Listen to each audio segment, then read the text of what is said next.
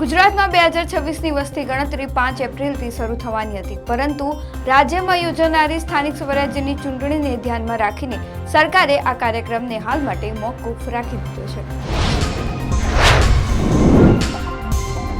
અમદાવાદમાં એક જ દિવસમાં 2 અલગ અલગ જગ્યાએથી મૃતદેહો મળી આવે છે, જેમાં સાયન્સ સિટી વિસ્તારમાંથી 45 વર્ષીય હર્ષદ પ્રજાપતિ નામનો તેમજ સરખેજ ધોળકા હાઈવે પર તલાવડી નજીકથી 85 વર્ષીય વૃદ્ધાનો મૃતદેહ મળી આવ્યો.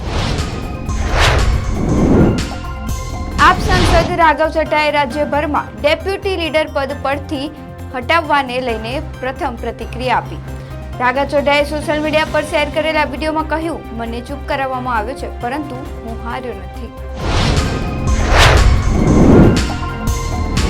કેન્દ્ર સરકારે અગાઉના દરેક ફ્લાઇટમાં ઓછામાં ઓછી 60% સીટો કોઈપણ વધારાના ચાર્જ વગર મુસાફરોને આપવાના આદેશ પર રોક લગાવી દીધી છે. નાગરિક ઉડ્ડયન મંત્રાલયે આ નિર્ણયને હાલ પૂરતો સ્થગિત રાખ્યો છે.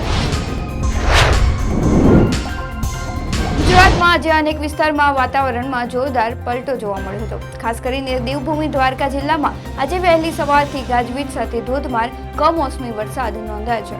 રાજ્યના 10 તાલુકાઓમાં કમોસમી વરસાદ પડ્યો હતો, જ્યારે માવઠાને પગલે પાકને નુકસાન જવાની ભીતિ પણ સર્જાઈ છે. અમદાવાદમાં અદાણી ગેસ દ્વારા સીએનજીના દરમાં પ્રતિ કિલો 1.50 રૂપિયાનો વધારો કરતા નવો ભાવ 83.77 રૂપિયા સુધી પહોંચી ગયો છે. હવે આ ભાવ વધારાથી રિક્ષાની મુસાફરી વધુ મોંઘી બને તેવી શક્યતાઓ છે.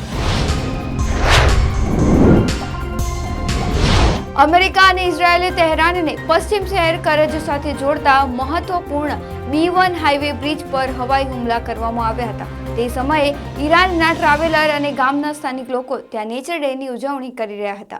આ ભીષણ હુમલામાં 8 લોકોના મોત નીપજ્યા, જ્યારે 95થી વધુ લોકોના ઈજાગ્રસ્ત થયા હતા. અમેરિકાના સંરક્ષણ મંત્રી પીટ હેગસેથે યુદ્ધની વચ્ચે army chief general Randy George ઉપરાંત અન્ય 2 વરિષ્ઠ સૈન્ય અધિકારીઓને પદ પરથી હટાવવાનો નિર્ણય કર્યો છે. આ માહિતી અમેરિકી મીડિયા રિપોર્ટ્સમાં સામે આવી છે. અમદાવાદમાં રમાનારી આઈપીએલને ધ્યાનમાં રાખીને અમદાવાદ પોલીસ દ્વારા ટ્રાફિક ડાયવર્ઝનનું જાહેરનામું બહાર પાડવામાં આવ્યું છે. મેચના દિવસોમાં જનપથ ટી થી મોટેરા સ્ટેડિયમ મુખ્ય ગેટ થઈ કૃપા રેસિડેન્સી ટી થી મોટેરા ગામ ટી સુધીના માર્ગ પર અવરજવર માટે પ્રતિબંધ મૂકવામાં આવ્યો છે. ગુજરાતમાં વેસ્ટર્ન ડિસ્ટર્બન્સ અને સાયક્લોનિક સર્ક્યુલેશનને કારણે ફરી એકવાર માવઠાની આગાહી કરવામાં આવી છે.